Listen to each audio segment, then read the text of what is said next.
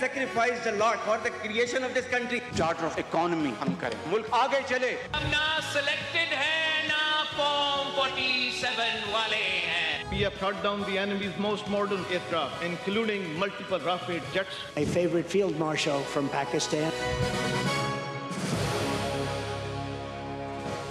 آپ دیکھ رہے ہیں خبروں، تبصروں اور تجزیات پر مبنی پاکستان کا سب سے معتبر نیوز شو آن مائی ریڈار، کامران خان کے ساتھ. السلام علیکم، میں ہوں کامران خان. دنیا کے تقریباً تمام کامیاب ملکوں میں شہری مسائل کا حل با اختیار لوکل گورنمنٹ سے شروع ہوتا ہے. یہی وجہ ہے کہ چین نے بھی اپنی معاشی ترقی کی بنیاد مضبوط لوکل گورنمنٹ سسٹم پر رکھی اور انہی مقامی حکومتوں نے لوکل گورنمنٹس کو اپنی اکانومی کا سب سے طاقتور انجن بنا دیا.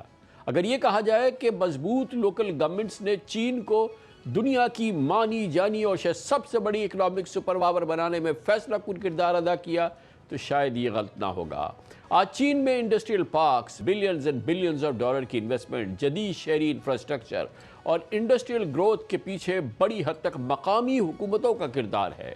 دوسری جانب پاکستان میں صورتحال بالکل برعکس ہے. یہاں تقریباً ہر جمہوری حکومت نے مضبوط لوکل گورنمنٹ سسٹم سے گریز کیا، اکثر بلدیاتی انتخابات میں تاخیر کی اور جیسے تیسے ٹوٹے پھوٹے انتخابات کروا بھی دیے تو منتخب نمائندوں کو وہ اختیار نہیں دیے جن کے ذریعے وہ مؤثر انداز میں کچھ بھی کر سکے.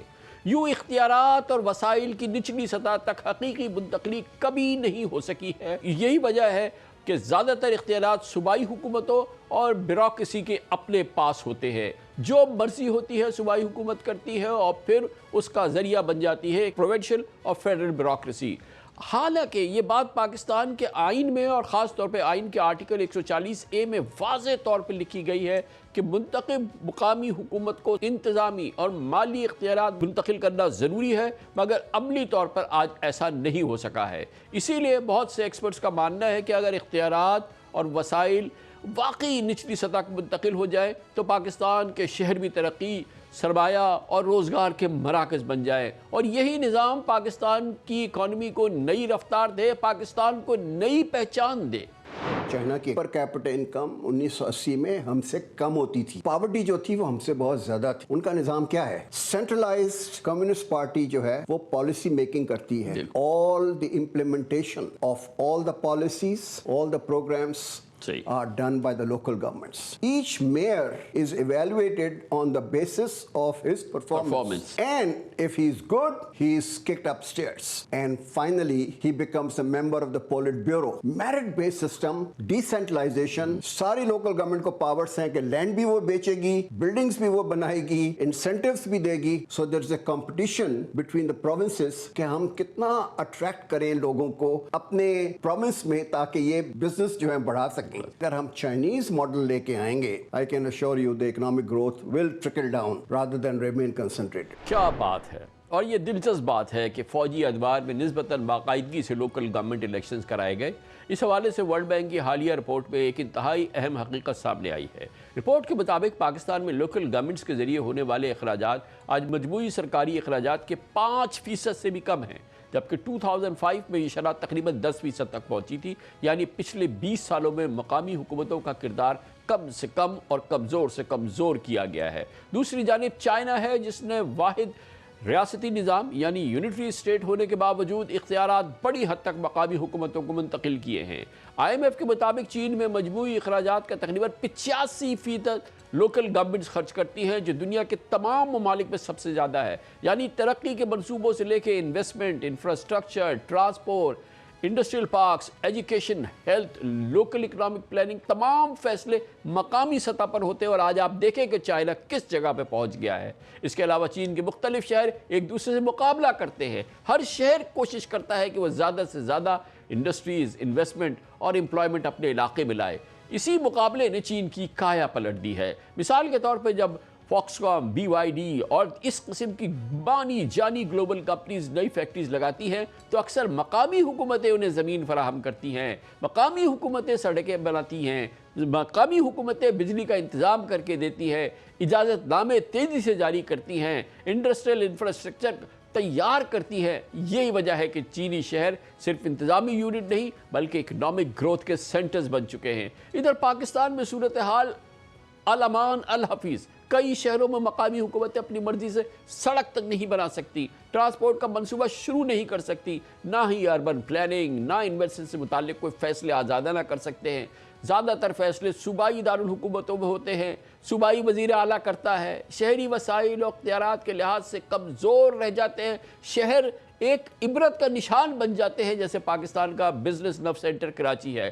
شاید اسی لیے بہت سے ایکسپرٹس کا ماننا ہے کہ پاکستان کی اگلی معاشی چھلانگ وفاق یا صوبوں سے نہیں بلکہ بااختیار اور مالی طور پر خود مختار مقامی حکومتوں سے شروع ہوگی, کیونکہ مضبوط شہر ہی مضبوط اکانومی کی بنیاد رکھیں گے. اس موضوع پر بات اس کے لیے ہمیں جوائن کر رہے ہیں جناب اسد عمر, سابق وزیر خزانہ بھی ہیں, اور اس معاملے پہ اس بہت ہی انٹرسٹنگ ایشو پہ انہوں نے بہت عمدہ اپنا ایک پوسٹ بھی کی ہے, مضامین بھی لکھے ہیں. بہت بہت شکریہ اسد عمر صاحب. یہ فرمائیے گا کہ جو چائنا نے جس انداز کی ترقی کی ہے, جس انداز سے مقامی حکومتیں قائم ہوئی ہیں, جس انداز سے وسائل اور اختیارات کی نچلی سطح تک تقسیم ہوئی ہے اور چائنا ایک سپر پاور بن گیا ہے, تو کیا یہ کہنا مناسب ہوگا کہ چائنا جس لیول کی سپر پاور بنا ہے اس میں بہت بڑا کردار مقامی حکومتوں کا ہے اور مقامی حکومتوں کے نظام کا ہے جو چین نے ترتیب دیا؟ بالکل ایسا ہی ہے کامران بھائی. وہاں پہ ایک عمومی طور پہ لوگوں کی سوچ یہ ہوتی ہے کہ کیونکہ کمیونسٹ پارٹی کا ایک نظام ہے تو تمام کے تمام فیصلے جو ہیں وہ سب مرکزی سطح پہ ہو رہے ہوں گے, کوئی چند لوگ یا ایک لیڈر جو ہے وہی سارے فیصلے کرتا ہوگا. اوورآل پالیسی ڈائریکشن وہاں پہ ضرور مرتب ہوتی ہے, لیکن زمین کے اوپر جو سارا کام کیا جاتا ہے اس میں سب سے بڑا کردار جو ہے وہ وہاں کی مقامی حکومتیں ادا کرتی ہیں. میں اگر آپ کو موٹے موٹے اشاریے بتا دوں تو اسی سے آپ کو اندازہ ہو جائے گا کہ کتنا زمین اور آسمان کا فرق ہے اور کتنی چین کے اندر اہمیت ہے مقامی حکومتوں کی. مجموعی طور پہ چین کے اندر تمام حکومتی نظام جو ہے وہ جو ریونیو اکٹھا کرتا ہے اس میں تقریباً 30 سے 35% یعنی آپ سمجھ لیں 1/3 تمام ریونیو ملک کا جو ہے وہ مقامی حکومت اپنے ٹیکسز سے اکٹھے کرتے ہیں. پاکستان میں یہ نمبر 1% بھی نہیں ہے. پاکستان میں 90% کے قریب جو ہے وہ وفاق ہے, 10% سے ذرا سا کام یا اس کے لگ بھگ جو ہے وہ صوبے ہیں, اور مقامی حکومتوں کے پاس 1% سے بھی کم ٹیکس کا اختیار ہے. اور اس کا نتیجہ جو آپ بزنس اور معیشت کے لحاظ سے پوچھ رہے ہیں نا, ایک تو آپ کے پاس وسائل نہیں ہے خرچ کرنے کے لیے, دوسرا یہ ہے کہ آپ انسینٹو دیں گے کیا؟ آپ کے ہاتھ میں کوئی ٹیکس ہے ہی نہیں تو آپ ٹیکس انسینٹو کیا دیں گے؟ اسی طریقے سے اگر آپ اخراجات کی طرف آ جائیں تو وہاں پہ وفاق جو ہے وہ تقریباً 15% پورے حکومتی نظام کا خرچہ جو ہے وہ وفاق کرتا ہے, تقریباً 25% جو ہے وہ صوبے کرتے ہیں اور 60% مقامی حکومتیں کرتی ہیں. تو آپ ذرا فرق دیکھیں پاکستان اور چین کے نظام کا, اور جیسے آپ نے کہا کہ پاکستان میں یہ 60% کے مقابلے میں صرف 5% ہے مقامی حکومتوں کے پاس.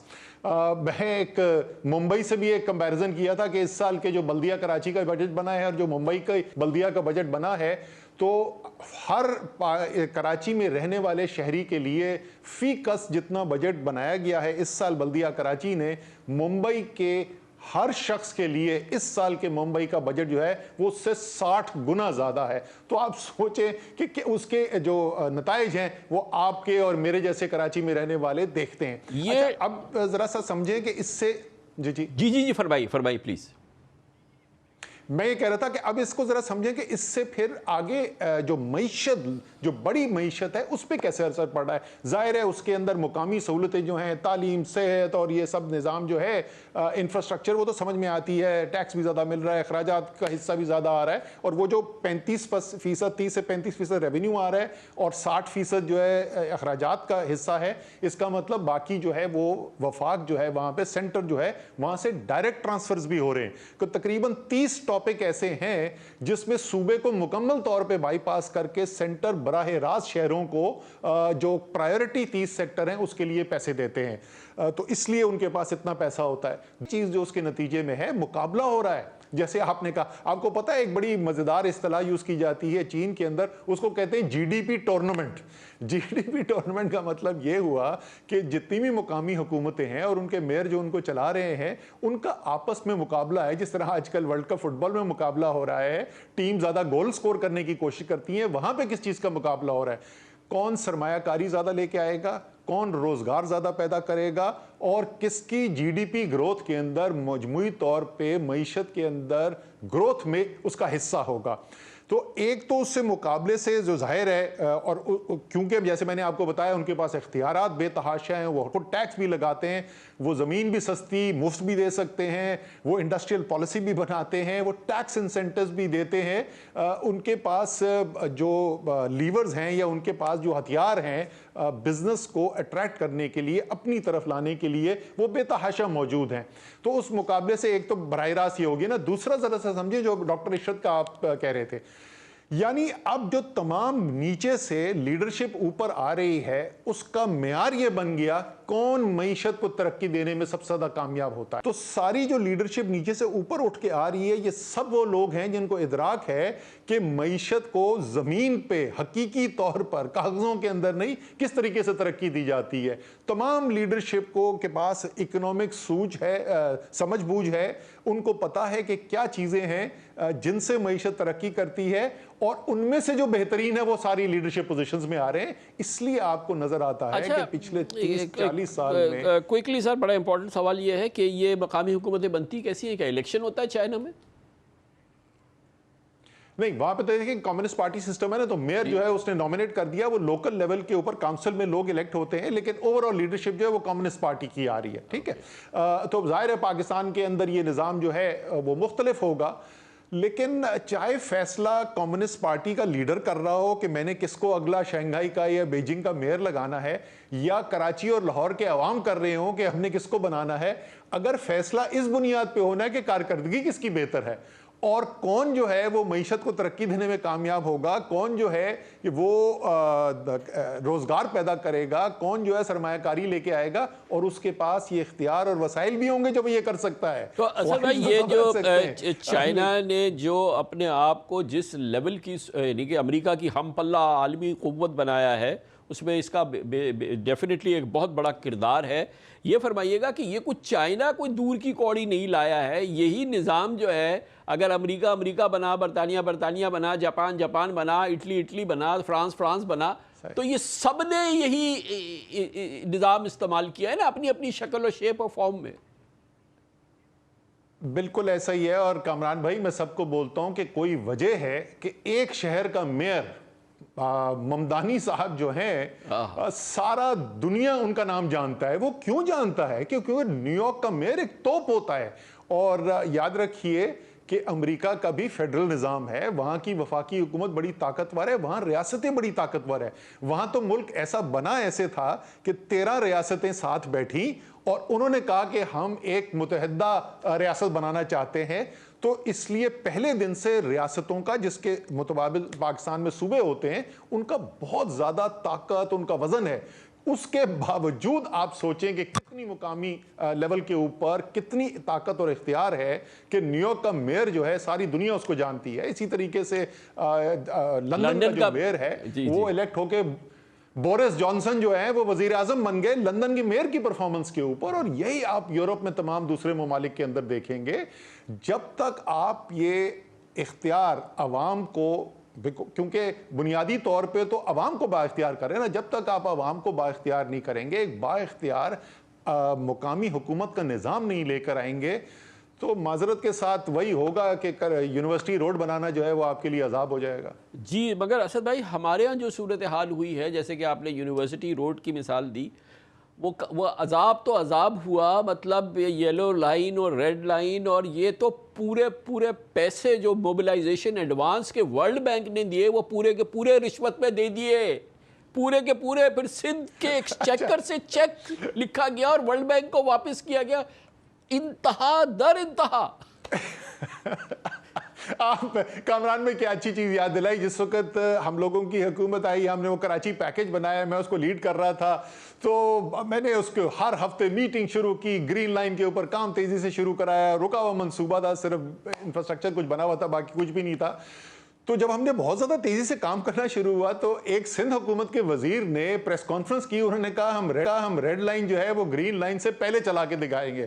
5 سال سے زیادہ ہو گئے گرین لائن کو چلتے ہوئے, ریڈ لائن کو لوگ ڈھونڈ رہے ہیں کدھر ہے. صحیح ہے. تو یہ ہمارے یہاں جو ہے یہ ہمارا نا اسد بھائی, جو ہمارا جمہوریت ہے, جس کو جمہوریت ہم کہہ رہے ہیں, یہ ہمارا وہ نظام ہے نا, یہ اس نے اس بات کو ناممکن بنا دیا کہ اختیارات کی نچلی سطح تک منتقلی ہو. یہ اس کا سب سے بڑا جو بالکل ایسا ہی ہے, اس کا زہر جو ہے وہ ہمارا نظام ہے. بالکل صحیح بات ہے کامران بھائی. آپ کو میں بتاؤں کہ میں کیا کہتا ہوں, پاکستان میں جو جمہوریت ہے اس کو میں کہتا ہوں ہوا میں معلق کی جمہوریت, جہاں پہ نیچے اختیارات اور وسائل نیچے عوام تک پہنچتے ہی نہیں ہے. اس لیے اب حل کیا ہے, ہم نے سب بتا دیا چین نے کس طریقے سے ترقی کی, امریکہ میں کیا ہو رہا ہے, اور یہ جو پاکستان کے مسائل ہیں ان کا حل جو ہے اس کے اوپر بات کرتے ہیں. جب تک کامران بھائی ایک آئینی ترمیم کے ذریعے اس کو تبدیل نہیں کیا جاتا نظام کو, میں اس نتیجے پہ پہنچا اور کوئی طریقہ نہیں ہے.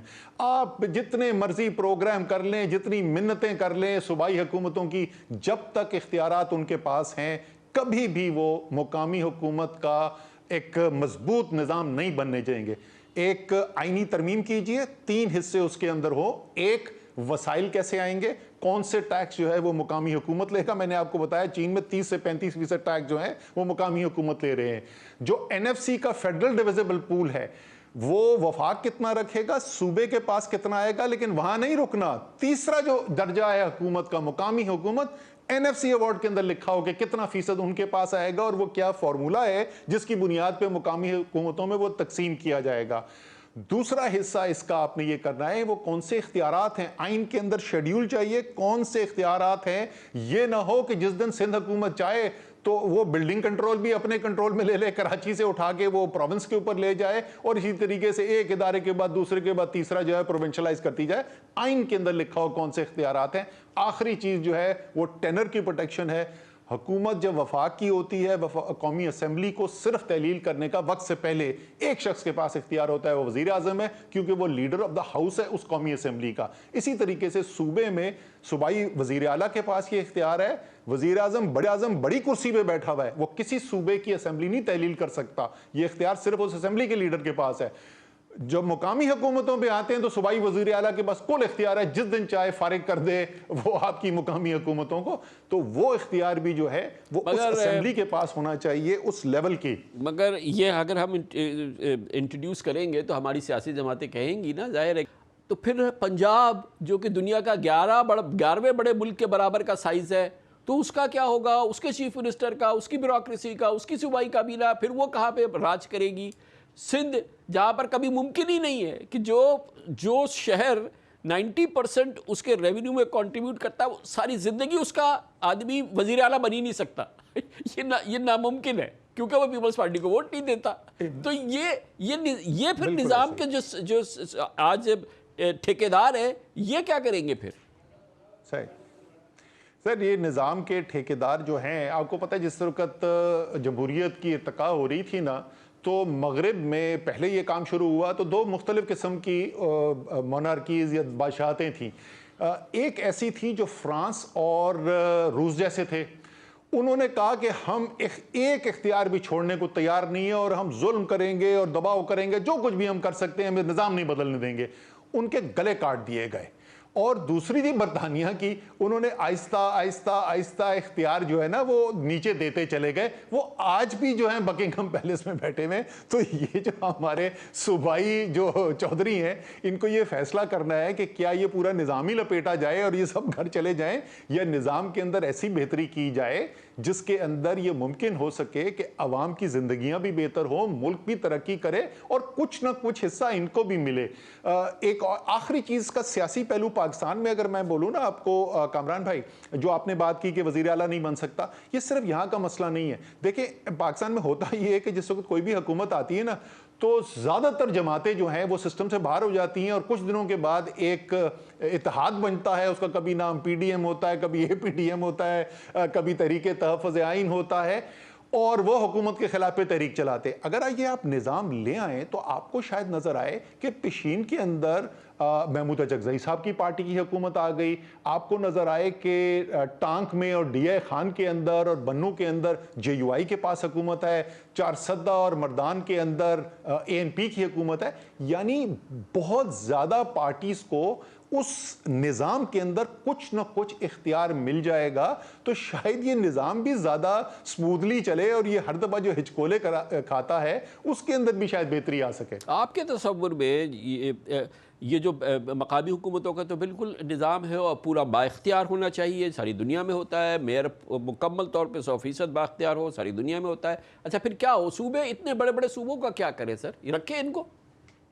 دیکھیں جی دیکھیں صوبہ پھر مثلا میں آپ کو چین کی مثال دوں. چین کے اندر بھی جو ہے وہ 22 شاید صوبے ہیں وہاں پہ. ان کا بھی جو سب سے بڑا صوبہ ہے گوانگڈونگ, وہ تقریباً پنجاب کی اور گوانگڈونگ کی تقریباً برابر آمدنی آبادی ہے. لیکن بائی دی وے گوانگڈونگ کی جو جی ڈی پی ہے وہ ہے 2000 ارب ڈالر اور پنجاب کی ہے 270 ارب ڈالر, تو وہ تقریباً 9 گنا بڑا ہے. تو وہ ایک انٹرمیڈیٹ, جس طرح امریکہ کے اندر سٹیٹس ہیں, برطانیہ کا جیسا نظام ہے ایسے بہت کم ہے. وہاں پہ سینٹر ہے اور سیدھی لوکل گورنمنٹس ہیں, وہاں پہ صوبے ہے ہی نہیں. جرمنی کے اندر صوبے ہیں, فرانس کے اندر صوبے ہیں, امریکہ کے اندر صوبے ہیں, چین کے اندر صوبے ہیں. تو ان کا ایک رول ہے لیکن وہ رول محدود ہے. مثلا اگر سکر حیدرآباد موٹر وے بنانی ہے نا, تو سکر حیدرآباد موٹر وے کوئی بھی نہ وہ سکر کی مقامی حکومت بنا سکتی ہے نہ حیدرآباد کی. تو وہ چیزیں جو ایک صوبے کے اندر ایک سے زیادہ ضلع کو افیکٹ کرتی ہیں, اس کے لیے آپ کے پاس صوبائی حکومت ہے, اس کا ایک رول ہے. لیکن اس کا وہ رول نہیں ہے جو بھی پاکستان کے اندر ہے کہ سارے اختیار بھی اس کے پاس, سارے وسائل بھی اس کے پاس, اور مزے کی بات یہ ان سے کوئی سوال بھی نہیں پوچھتا, سوال بھی سارے وفاق سے پوچھے جاتے ہیں. تو سارے وسائل بھی اس کے پاس, سارے اختیار بھی اس کے پاس, سارا اور پورا نظام اس کے پاس, مقامی حکومتیں بھی نہیں ہیں. مگر سکر حیدرآباد موٹر وے تو نہ بنی, 20 سال ہو گئے. سکر حیدرآباد نہ سکر حیدرآباد موٹر وے بنی. K4 کا پانی کا منصوبہ جو ہے وہ 25 سال سے چل رہا ہے, وہ نہیں بنا. ریڈ لائن کی ہم نے بات کی, اور یہ صرف کراچی کا مسئلہ نہیں ہے. آپ شکارپور میں چلے جائیں, آپ گھوٹکی چلے جائیں, آپ سندھ کے کسی بھی حصے میں چلے جائیں, آپ پورے جنوبی خیبر پختونخوا کے اندر آپ دیکھ لیں ضلعوں کو اور ان کا مقابلہ کر لیں پشاور ویلی کی جو ضلع, زمین آسمان کا فرق نظر آئے گا. اسی طریقے سے جنوبی پنجاب کے جو اضلاع ہیں ان کو اگر آپ دیکھیں گے اور آپ لاہور کو دیکھیں گے تو زمین آسمان کا فرق نظر آئے گا. تو یہ سارے پاکستان کے اندر مسئلہ ہے. اس لیے جب تک مقامی حکومت کے نظام کو بااختیار نہیں کرتے تو صرف کراچی نہیں, سارے پاکستان کے اندر یہ تباہی ہوتی رہے گی. اور ظاہر ہے کراچی خاص ہے, سب سے بڑا شہر ہے, سب سے زیادہ ریونیو دینے والا شہر ہے, اور میرا ماننا یہ ہے کراچی کو ذرا بااختیار تو کر کے دیکھیں نا. پورے ملک کی معیشت اگر آپ نہ اٹھا دی تو میرا نام بدل دیں. دہشت گردی کی دیمک کو جڑ سے مٹانے کے لیے پاک فوج کی سینیٹائزیشن مہم اس وقت پورے ملک میں پورے زور و شور سے جاری ہے. کوئٹہ اور زیارہ سے لے کے بنو اور دیر تک ہر کونے سے چن چن کر ان ملک دشمنوں عناصر کا صفایا کیا جا رہا ہے, جن کا نشانہ پاکستان کی معاشی ترقی ہے. دہشت گردوں کے خلاف یہ ایک بھرپور کارروائی ہے. صرف بنو میں پچھلے 24 گھنٹوں کے دوران 2 درجن دہشت گرد مارے جا چکے ہیں, جبکہ 12 دنوں میں 150 سے زائد دہشت گردوں کا خاتمہ کیا گیا ہے. یہ کارروائیاں ایکشنز پاک فوج کے آپریشن شعبان اور عزم استحکام کے تحت کی جا رہی ہے, اور ان انٹیلیجنس بیسڈ آپریشن میں بلوچستان اور کے پی میں فتنہ خوارج اور فتنہ ہندوستان کے کارندوں کے خلاف زمینی اور فضائی حملے بھی کیے جا رہے ہیں. بلا شبہ دونوں صوبوں میں سیکیورٹی صورتحال انتہائی دگرگوں ہے, لیکن حالیہ انسرجنسی کا سب سے متاثرہ زون بلوچستان بن چکا ہے, اور بلوچستان کا بھی پشتون علاقہ, جہاں بھارت کی سرپرستی میں علیحدگی پسند تنظیموں کی کارروائیوں کا تو سب کو علم تھا, لیکن اب کالعدم ٹی ٹی پی کی سرگرمیاں پہلی بار ان علاقوں میں دیکھی جا رہی ہیں. زیارت میں ہونے والے حملے کے بعد کسی کو شک نہیں تھا کہ پاکستان دشمن قوتیں ایک ہو چکی ہیں, جنہوں نے 6 سے 8 جولائی کے دوران بلوچستان بھر میں ایک مربوط پروگرام کے ذریعے, ایک مضبوط پلان کے ذریعے ملک بھر میں سیکیورٹی فورسز پر, بلوچستان میں سیکیورٹی فورسز پر بھرپور حملے کیے. صرف ان 3 دنوں میں مجموعی طور پہ 42 سیکیورٹی اہلکار شہید بھی ہوئے. کئی 100 مسلح دہشت گرد ہنا اوڑک اور خاص طور پر مانگی ڈیم میں 30 پولیس اہلکاروں کی شہادت کی ذمہ داری لے چکے ہیں, اور جس کے بعد ٹی ٹی پی بلوچستان میں ایک نیا خطرہ سمجھا جا رہا ہے. پاکستان کئی بار شواہد دے چکا ہے کہ دہشت گردی کی ان کا پیچھے بھارت ہے, جو افغان سرزمین اور شہری استعمال کر رہا ہے. یہ کروا رہا ہے Hindustan and they are using the territories under the control of this illegitimate Afghan Taliban regime as a base of operation. And the majority of the people, once we encounter them, we kill them, we engage them, تو یہ افغانی ہوتے ہیں. یہ کراچی میں آپ نے حال ہی میں یہ جو آپریشن ہوا جہاں پہ انہوں نے وہ رینجرز کی ایک انسٹالیشن پہ ورک شاپ پہ اٹیک کیا, 4 حملہ آور تھے, 3 اس میں افغانی تھے. Whole planning, whole equipping, everything was done from Afghanistan. یہ آپ کے خیال میں یہ جو واقعات ہو رہے ہیں, ایک وندر میں ہو رہا ہے, ایک آپ کا جو سا ہے بابرائی میں ہو رہا ہے, منگی ڈیم میں کے پاس ہو رہا ہے, اینڈ ملٹیپل لوکیشنز, یہ ایسے ہی ہوئے جا رہے ہیں, انکوارڈینیٹڈ. نو, دیر از اے scheme behind it, there is a mastermind behind it, and there is an intent behind it, and there is a logistics behind it, there is an operational sequence behind it, جس میں یہ facilitation ہے افغان طالبان رجیم provide کر رہا ہے, man power وہ provide کر رہا ہے. اس کے علاوہ کے پی میں کل 2 مختلف مقامات پر دہشت گردی کی بڑی کارروائیاں ہوئیں جن میں 3 اہلکار شہید اور 20 زخمی ہوئے. پہلے لوور دھیر میں سرچ آپریشن کے دوران ٹیررسٹ نے پولیس پر حملہ کیا, پھر بنو میں تھانہ میریان پر دہشت گردوں نے بارود سے بھری گاڑی حملہ کی, اور اسی دوران پولیس اور حملہ آوروں کے درمیان شدید فائرنگ بھی ہوئی. Centre for research and security studies کی رپورٹ کے مطابق صرف ان 2 پروونسز میں اس تک ملک کی تقریباً 96% تشدد سے متعلق ہلاکتیں ریکارڈ کی گئی ہیں. دہشت گردوں کا پرائم ٹارگٹ, سب سے بڑا ٹارگٹ صرف اور صرف سیکیورٹی فورسز ہیں. 2026 کے 7 مہینوں میں اب تک 300 سے زائد سیکیورٹی اہلکار شہید ہو چکے ہیں, جبکہ پچھلے سال یہ تعداد 590 تھی. یہ وہی جوان ہیں جنہیں مولانا فضل الرحمان نے 1 ہفتے پہلے تنخواہ کا طعنہ دیا تھا. یہی جوان اب بھی بے جگری سے دہشت گردی کی اس نئی لہر کے سامنے کھڑے ہیں اور دن رات خیبر پختونخوا اور بلوچستان میں اس ناسور کے خلاف جنگ لڑ رہے ہیں, جن کا عزم یہ ہے کہ آخری دہشت گرد کے خاتمے تک سرچ اینڈ کل آپریشن جاری رہے گا. لیکن یہ صرف جوانوں کے عزم سے جنگ نہیں جیتی جا سکتی, پوری قوم کو دہشت گردوں سے لڑنا ہوگا, اس مائنڈ سیٹ سے لڑنا ہوگا جو افواج پاکستان اور اس قوم کے بیچ نفرتیں پھیلا رہا ہے. اس موضوع پر بات کرتے ہیں اور اس کے لیے ہمیں جوائن کر رہے ہیں, پشاور سے ہمیں جوائن کر رہے ہیں پاکستان کے نامور ممتاز سینئر صحافی مشتاق یوسفزئی صاحب, اور رفعت اللہ اورکزئی ہیں ہمارے ساتھ. مشتاق یوسفزئی صاحب, بتائیے گا کہ صورتحال بہت زیادہ اس وقت جو ہے وہ سیریس ہے, خاص طور پہ کے پی میں تو ہے ہی ہے, اور پھر ہم نے یہ بلوچستان میں حالیہ دنوں میں جو واقعات دیکھے, اور اس دوران جو ہے جو ٹیررزم ہے وہ بھی پوری قوت سے جو ہے وہ بار بار جو ہے ہم اس کا اظہار دیکھ رہے ہیں, اور بار بار ہم واقعات دیکھ رہے ہیں. جی بالکل کامران خان صاحب, ایسا ہی ہے, اور میرے خیال میں یہ جو حالات اس وقت ہے یہ نہ تو ایک دن سے ہے, نہ مہینے سے, 1 سال سے. یہ تقریباً 2024 سے جب سے ملیٹنٹس کے ساتھ بات چیت اور مذاکرات کا سلسلہ ختم ہو تو انہوں نے باقاعدہ طور پر ایک جنگ کا اعلان کیا, اور ابھی تک وہ لڑ رہے ہیں.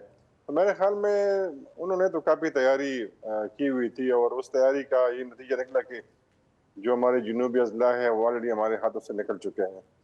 قبائلی علاقے جو افغانستان کے سرحد پہ ہیں وہاں پہ تو صورتحال اور بھی بہت زیادہ سنگین ہے. لیکن اب چونکہ انہوں نے کافی کچھ سیکھا ہے پاکستانی طالبان نے افغانستان میں, تو ان کا رخ جو ہے بلوچستان کی طرف ہے. میں آپ کو تھوڑا سا بتاؤں بیک گراؤنڈ کہ جب یہ ہمارے خیبر پختونخوا اور بلوچستان کے ملیٹنٹس افغانستان میں افغان طالبان کے ساتھ جب لڑ رہے تھے نیٹو فورسز کے خلاف, تو جب 2021 میں ان کو حکومت ملی, اب حکومت میں ہے تو یہ لوگ پارے ہو گئے اور ان کا شکریہ ادا کیا کہ آپ جا سکتے ہیں. تو جو ہمارے جنوبی اضلاع کے طالبان تھے وہ آگے لگی مروت, بنو, شمالی وزیرستان, جنوبی وزیرستان, باجوڑ, اورکزئی, خیبر, تو انہوں نے یہاں پہ کارروائی شروع کی. اور پھر ٹانک اور بیس ملخان اور یہ کرک اور یہ باقی جو علاقے ہیں, اب چونکہ یہاں پہ کافی عرصے سے لڑ رہے ہیں, لیکن پولیس اور لا انفورسمنٹ جو ایجنسی ہے, فوج, پیراملٹری فرنٹیئر کور, پیڈل کانسٹیبلری مسلسل حالت جنگ میں ہے, ان کا بہت مزاحمت کر رہے ہیں. کیجولٹی دونوں سائڈ سے ہو رہی ہے. تو چونکہ اب ان کو بہت مزاحمت کا سامنا ہے, تو وہ ملیٹنٹس جن کا تعلق بلوچستان سے تھا اور وہ افغانستان میں افغان طالبان کے ساتھ وہاں پہ کام کر رہے تھے, وہ بھی آگے ٹی ٹی پی میں, اور انہوں نے ٹی ٹی پی جوائن کیا. تو ٹی ٹی پی نے ان کے لیے ایک ڈویژن قائم کیا بلوچستان کے لیے. اور پہلے یہ جب لوگ بیچتے تھے ٹی ٹی پی والے, تو ان کا تعلق ہمارے خیبر پختونخوا کے علاقوں سے تھا, بڑے علاقوں سے تھا, تو اکثر ان کے اوپر جاسوسی ہو جاتی, لوگ تعاون نہیں کرتے تھے تو یہ مارے جاتے. اب جب یہ لوگ آ گئے ہیں بلوچستان کے TTP میں تو یہ اپنے علاقوں میں گئے ہیں، ان کو وہاں پہ ذمہ داریاں سونپی گئی ہے، اور آپ نے دیکھا ہوگا کہ گزشتہ چند دنوں میں اور ہفتوں میں وہاں پہ کافی کارروائیوں میں اضافہ ہوا ہے اور کیجولٹیز بہت زیادہ ہو گئی ہے. تو وہ کیا جی میں رفعت اورکزئی صاحب آپ بتائیے گا، یہ جو موومنٹ ہوئی ہے TTP کی اب بلوچستان کے پشتون علاقوں میں، اور جہاں پر بہت سیریس اور بہت ہی سنگین ہم نے دیکھے ہیں پچھلے چند دنوں میں، تو وہاں پر بھی تو پورا پھر ایک سسٹم ہوگا نا جس نے کہ ان کو ہوسٹ کیا ہے، جن کو کہ وہاں چھپایا ہے، یا سیف ہیونز بنے ہیں، یا ان کا پورا ایک جو ایک ٹیررسٹ کا پورا نظام ہوتا ہے وہ اب وہاں پہ کوئی فرینڈلی سپیس ہوگی نا جہاں پر جا کے یہ TTP والے جو ہیں اب آپریٹ کر رہے ہیں بلوچستان کے پشتون علاقوں میں؟ شکریہ کامران صاحب. میرے خیال میں صرف پشتون علاقے نہیں ہے بلکہ بلوچ ایریاز میں بھی ہے، اور یہ تو بہت پہلے سے اس طرح ہو رہا ہے. یہ تو باقاعدہ یہ جو بلوچستان کے اندر طالبان تنظیمیں ہیں اور TTP ہے، ان کے بیچ میں تو یہ ایک دوسرے کو فیسیلیٹیٹ کرتے ہیں، ایک دوسرے کی ہیلپ کرتے ہیں. یہ تو بہت پہلے سے ہو رہا ہے. اور میں آپ کو یہ بتاؤں کہ یہ جو ابھی TTP کی موجودہ تنظیم ہے، اس کے اندر 4 سے 5 بلوچ تنظیمیں شامل ہوئی ہیں. یعنی یہی وہ بلوچ جنگجو ہے جو اب TTP کا حصہ ہے. تو یہ بہت پہلے سے TTP، ابھی تو انہوں نے تھوڑا سا یہ جو پروپیگنڈا تھوڑا سا کم کیا ہے. پہلے تو وہ باقاعدہ بلوچ جنگجوؤں کو اپنی طرف کھینچنے کے لیے ترانے جو ہے نا وہ بناتے تھے، اور TTP کے جو رسمی میڈیا ہے، عمر میڈیا، وہاں سے وہ نشر کرتے تھے. تو وہاں پہ بہت زیادہ ان کی آپس میں کوآپریشن ہوتی ہے. بلوچستان کے اندر یہ جو باقی تنظیمیں ہیں، بلوچ تنظیمیں ہیں، وہ تو پہلے ہی سے وہاں پہ سرگرم تھے. جی یہ بتائیے مشتاق یوسفزئی صاحب کہ یہ کون ایسی قوت ہے جو کہ اس قسم کی کوارڈینیشن ہوتی ہے کہ مختلف بلوچ گروپ ایک جگہ اکٹھے ہو گئے، TTP بھی اکٹھی ہو گئی، اور نئے علاقے ہیں، نئی جگہیں ہیں، اور پھر اس کے باوجود ایک کوارڈینیٹڈ آپریشنز، کوارڈینیٹڈ دہشت گرد حملے، یہ سب کوئی ایک بڑی قوت ہے نا، ایک بڑی امبریلا ہے، ایک بڑا پروٹیکشن ہے، ایک بڑا ایک نظام ہے نا جو کہ ان سب کو جوڑتا ہے، اور ان کو لاجسٹکس دیتا ہے، ان کو اسلحہ دیتا ہے، ان کو تیار کرتا ہے، ان کو مشن دیتا ہے. تو یہ تو علیحدہ علیحدہ گروپ کی تو کارروائی ہو ہی نہیں سکتی نا مشتاق صاحب. بالکل آپ کی بات درست ہے، اور اس وقت جو سب سے بڑا گروپ ہے وہ TTP itself ہے، اور تقریباً گزشتہ 1-2 سالوں میں تقریباً 65 سے زیادہ چھوٹی بڑی جو تنظیمیں تھی، جو گروپس تھے، وہ TTP کے اندر شامل ہو چکی ہے، جن میں سندھ کے بھی ہیں، پنجاب کے بھی ہیں، اور گلگت بلتستان کے ہیں، کشمیر سے لوگ آپ یہاں ہیں. اور اس کی بنیادی وجہ یہ ہے کہ اب لوگوں کو ملیٹنٹ گروپس کو پتہ ہے کہ ان کے پاس وسائل ہے، ان کے پاس اسلحہ ہے، اور یہ ساری جو ہے ملیٹنٹس کی پورے کرتے ہیں. دوسری بات یہ ہے کہ جو مفتی نور ولی مسعود جب سے اس TTP کے سربراہ بنے تو کافی انہوں نے ریفارمز انٹروڈیوس کیا ہے. پہلے اس طرح ہوتا تھا کہ سوات کے لوگوں کو بھیجا جاتا تھا وزیرستان کے لوگوں کو بھیجا جاتا تھا باجوڑ اور بنیر، تو بہت کم کامیابیاں ان کو ملتی تھی. اب انہوں نے صرف 10% جو ہے، اگر سوات میں ملیٹنٹ گروپس ہیں، لوگ آتے ہیں تو اس میں 10% لوگ جو ہے باقی علاقوں سے ان کا تعلق ہوگا، باقی سارے سوات کے ہوں گے. ایک اور بڑی وجہ یہ ہے کہ یہ ٹاسک دیتے ہیں لوگوں کو، یعنی ہر سال یہ تشکیل کرتے ہیں، حملے پلان کرتے ہیں. یہ جو کامران خان صاحب، اگر یہ دیر میں واقعہ ہوتا ہے، سوات میں ہوتا ہے، تو اس طرح نہیں ہوتا کہ اس دن وہاں پہنچ جاتے ہیں. یہ جب افغانستان سے نکلتے ہیں تو تقریباً سوات پہنچنے کے لیے ان کو کم از کم 1 مہینہ درکار ہوتا ہے، اور کم از کم 20 دن یہ پیدل سفر کرتے ہیں. اور جب بارڈر کراس کرتے ہیں تو آپ کو پتہ ہے کہ بال ہم نے لگائی ہے، تو یہ کافی مشکل علاقوں میں پہنچتے ہیں اور پچ کرتے ہیں، کاٹتے ہیں اس کو. پھر جب یہ پیدل آتے ہیں اور پیدل سفر کرتے ہیں تو ہر ضلع میں، ہر علاقے میں ان کے لوگ ہوتے ہیں، سلیپر سیلز ہوتے ہیں، وہاں پہ آرام کرتے ہیں اور پھر رات کو سفر کرتے ہیں. یہ تو کافی مشکل میں یہ سفر کرتے ہیں.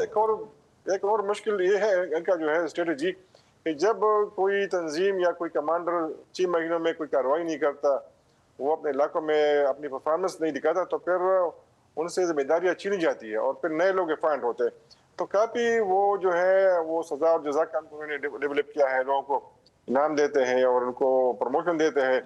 تو رفعت اللہ صاحب یہ فرمائیے گا کہ کیونکہ بیسکلی یہ سب چیز جو ہے یہ اوریجنیٹ ہوتی ہے افغانستان کے مختلف علاقوں سے، اور تمام جو وہاں پہ جو ایک سیف ہیونز جن کو کہتے ہیں، جہاں پر کہ محفوظ پناہ گاہیں موجود ہیں، جہاں پر اسلحہ موجود ہے، جہاں پہ سے راستے جو ہے وہ محفوظ بنائے گئے ہیں، جہاں سے گاڑیاں ہیں، پورا نظام ہے، تو یہ تو اگین میں دوبارہ آپ سے پوچھنا چاہوں گا کہ افغانستان کے اندر کیونکہ وہ ایک اینٹی پاکستان گورنمنٹ ہے، تو یہ ایک طرح سے ان تمام گروپس کے لیے ان کو آرگنائز کرنے کے لیے اور ان کو پاکستان میں لانچ کرنے کے لیے تو پورا ایک بہت بڑا نظام ہے جس کو کسی قسم کا کوئی خطرہ نہیں ہے، اور یہ جو پاکستان کی کارروائیاں ہوتی ہیں ان میں یہ کیسے بچ جاتے ہیں گروپس؟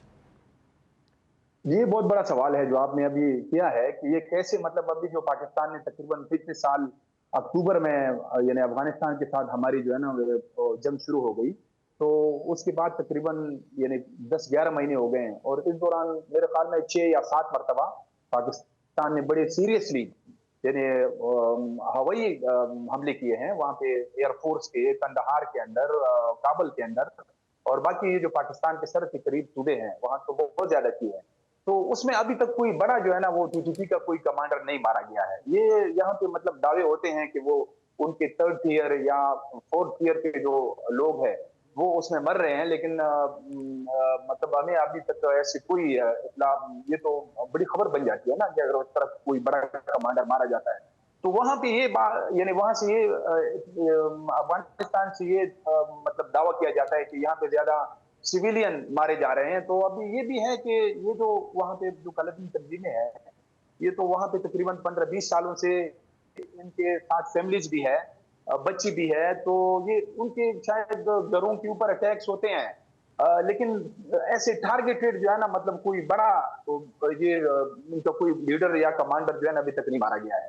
اور دوسری بات یہ ہے کہ یہ اب جو پاکستان کی افغانستان کے ساتھ جنگ ہے تو اب تو بالکل یعنی کلیئرلی اس میں دو رائے نہیں ہے کہ یہ باقاعدہ اب افغانستان ان کی پوری سپورٹ کر رہی ہے۔ یہ جتنی بھی طالبی تنظیمیں ہیں جو پاکستان کو وانٹڈ ہے، 3 بڑی تنظیمیں ہیں، TTP ہے اور یہ جماعت الاحرار ہے اور پھر اتحاد المجاہدین پاکستان ہے، یہ تینوں تنظیمیں ہیں، اور ان کے یہاں پہ پاکستان کے اندر ابھی جو کاروائیاں ہو رہی ہیں یہی 3 گروپ جو ہے نا ان کو وہ کلیم کرتے ہیں، قبول کرتے ہیں۔ بلا شبہ امریکہ ایران جنگ کے بعد سے اسٹریٹ آف ہورموز ایران کی سب سے بڑی طاقت بن کر ابھری ہے، لیکن اس طاقت کی ایران کی جانب سے مسلسل ناکہ بندی نے سوال بھی کھڑا کر دیا ہے کہ کیا ایران ہورموز کو ہتھیار بنا کر کوئی اسٹریٹجک غلطی تو نہیں کر رہا، اپنے پتے کہیں اوور پلے تو نہیں کر رہا، کیونکہ آئل سپلائی روکنے کی دھمکی صرف گلوبل مارکیٹس کو نہیں ہلاتی بلکہ اس عمل سے پوری دنیا کو آلٹرنیٹ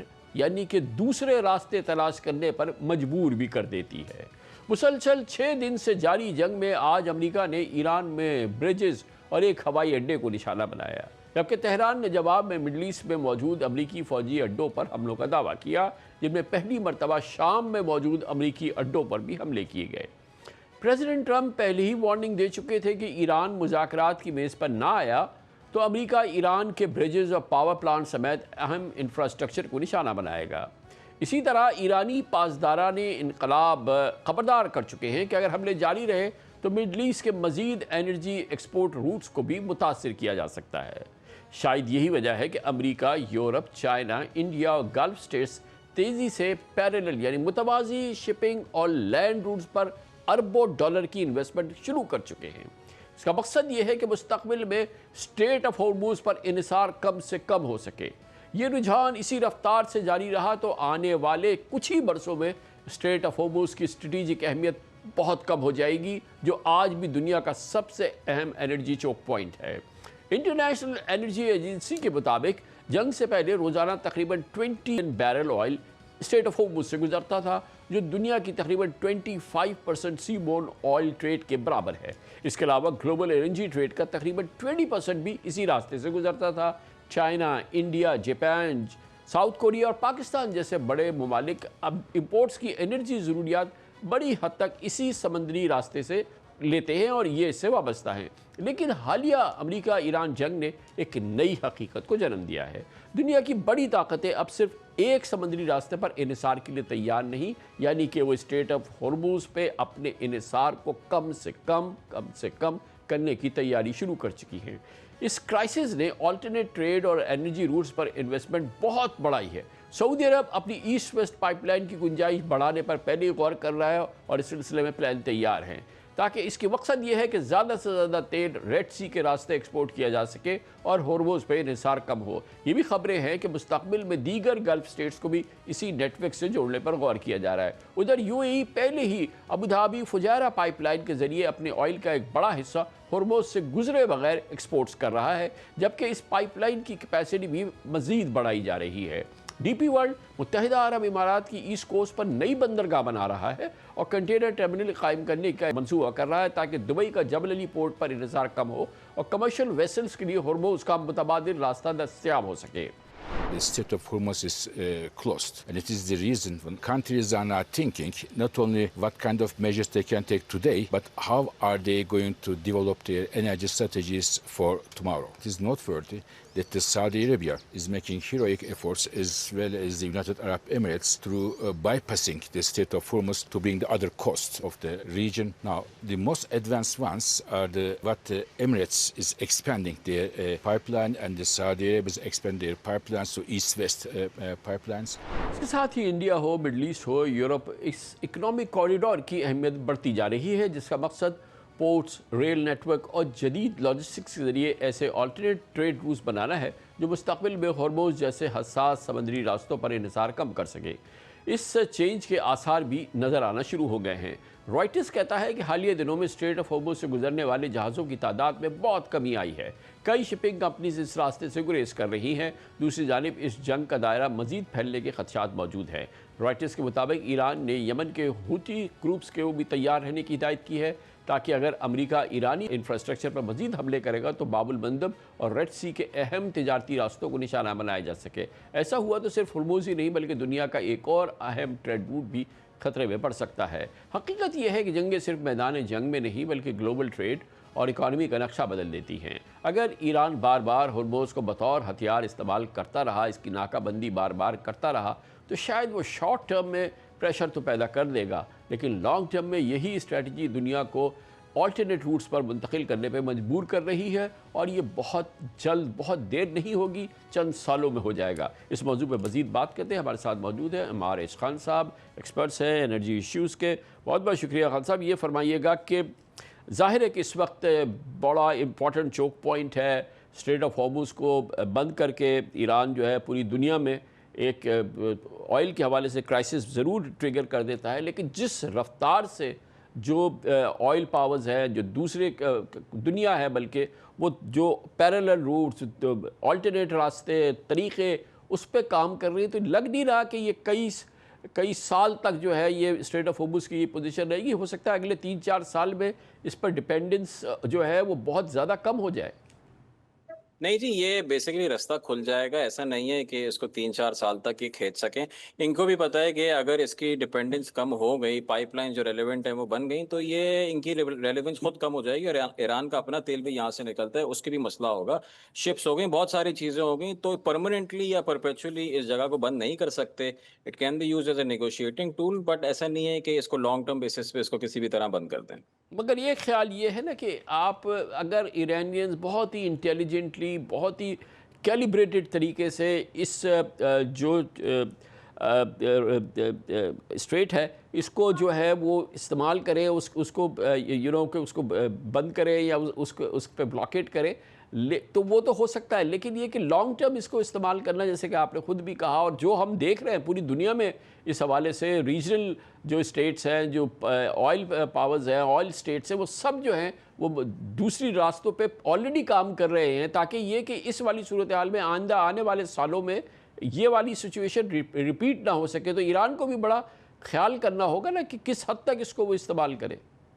بالکل جی، یہی ساری بات ہے کہ ایز اے نیگوشیٹنگ ٹول یا ٹیکٹیکل ٹول یہ کب تک استعمال کر سکیں، کیونکہ آپ دیکھیں نا اس کی وجہ سے الیکٹریفیکیشن بہت تیزی سے ویسے ہی ہو رہی ہے، اور آئل کی ڈیمانڈ آہستہ آہستہ کر کے فلیٹن ہو کے اس کو کم ہی ہونی ہے، تو مطلب جتنا زمین میں آئل ہے وہ جب تک جلدی نکال سکتے ہیں اتنا بہتر ہے۔